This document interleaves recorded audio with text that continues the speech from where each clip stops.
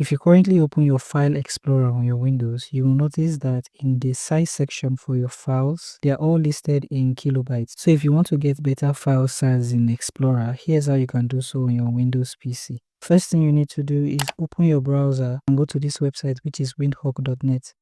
Now click on download and download the setup file. Go ahead and run the setup.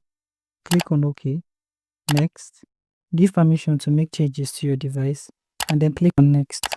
Install and wait for the installation process to finish. Once done, click on finish and this will also launch automatically. On the home page here, you want to come to this section and click on Explore.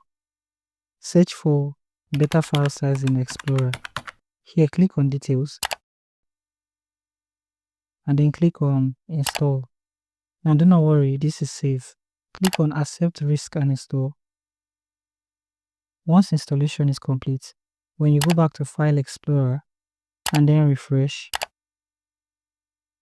you now see file size in kilobytes and megabytes. If you do find this video helpful, feel free to leave a like, subscribe, and have the post notification turned on.